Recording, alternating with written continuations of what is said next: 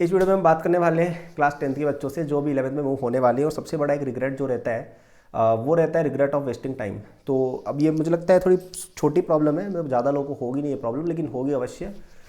इस तरह का आपके दिमाग में एक विचार आ रहा होगा कि यार 11 12 तो बीत सॉरी 9 10 तो बीत गई, हमने इतना इतना टारगेट सेट किया था कि यार इतना इतना कवर करना है 10th के एंड तक, लेकिन अब तक हुआ नहीं और 11 12 तो अब आ गई, तो अब क्या होगा। ठीक है, तो यहाँ पे मैं कहूँगा ये काफ़ी जेन्युइन क्वेरी है और सबको लगता है। जैसे मैं भी जब था 10th में तो मेरे दिमाग में भी कुछ टारगेट थे यार कि इतने IJSO में मेडल जीत लेंगे, इतने IMO में मेडल जीत लेंगे, ये कर लेंगे वो कर लेंगे, इतना सिलेबस कवर कर लेंगे, विच आई कुड नॉट। लेकिन तब भी एक सफिशिएंट लेवल तक मैंने कर लिया था। ठीक है, तो मैंने 2 3 चीज़ें सीखी। पहली बात कि कवरेज करने में बहुत ज़्यादा टाइम लगता नहीं है।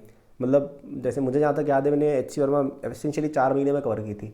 9th में जब मैं था HC वर्मा मैंने खरीदी थी जुलाई में, जहाँ तक मुझे याद है अगस्त दिसंबर नवंबर तक मैंने 70 80% कर ली होगी और फरवरी मार्च तक तो पूरी कर ली थी। ठीक है, तो चीज़ें उतना टाइम भी नहीं लेती कवर करने को जितना आप सोचते हो। अगर आप ट्रूली लॉक इन करते हो ना, 1 महीने में एक पूरी बड़ी किताब आप खत्म कर सकते हो। एकेडमिक मैथ्स पूरी 11th की लगा ली 1 महीने में, लॉक इन कर लिया। तो एक ये चीज़ मैंने सीखी है। तो ऐसा भी कुछ नहीं, अभी आपके पास टाइम है, अभी JEE प्रेप शुरू करने में 1 2 महीने हैं। खरीदो किताब HC में लगाओ, 1 महीने में हो जाएगी कवर। ठीक है, तो first thing that I will tell you this. Second चीज़ ये कि हम जितना सोचते हैं ना उससे कम ही कवर होता है हमेशा।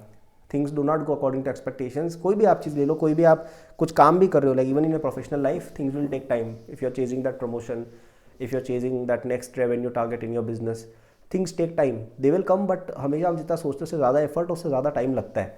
तो आप एक एम्बिशियस टारगेट सेट कर लो, दैट इज़ गुड, बट उतना अचीव हर बार नहीं होता है। तो यहाँ पे एक गुड मेरे पास टेक्निक ये है कि टारगेट इतना बड़ा सेट कर लो कि उसका अगर आधा भी हो गया तो आप बहुत ऊपर पहुँच जाओगे। ठीक है, तो that is one way, that is one approach कि टारगेट ही इतना बड़ा सेट कर लिया कि नहीं भी अचीव हुआ तो भी हम बहुत कुछ सीख गए। ठीक है, so that is one approach. And last जो चीज़ मैं कहूँगा, क्योंकि अब तो आपकी 10th हो चुकी है राइट, क्या इतना नहीं सोचना, क्योंकि 11 12 इटसेल्फ एक बहुत बड़ा अपने पास टाइम गैप है। मतलब अर्ली JEE प्रेप का होल पॉइंट है कि आपको कुछ सीखने को मिल जाए। अब आपने पूरा 11 12 कवर नहीं किया 9 10th में, इस चीज़ को सोच के अगर आप दुविधा में पढ़ रहे हो, आई थिंक ये तो बहुत ही गलत बात है। आपकी 9 10th का पर्पज़ ये था कि आप में एक डिसिप्लिन आ जाए, आप में एक पढ़ने की हैबिट आ जाए, एक रीडिंग हैबिट आ जाए, चीज़ें सीखने की हैबिट आ जाए, कुछ एक चीज़ें चंद सीख ली, वो भी अगर हो गया that is more than enough. Main JEE prep 11 12 में ही होती है। आप अभी भी पढ़ के बहुत अच्छी शानदार से शानदार ऑल इंडिया रैंक 1 तक ला सकते हो। और अभी तो आप तो बिल्कुल ला सकते हो, क्योंकि आप लोग जो ये वीडियो देख रहे हो, आप लोग की JEE प्रेप अभी शुरू भी नहीं हुई है, 2 महीने अभी उसमें बचे हैं।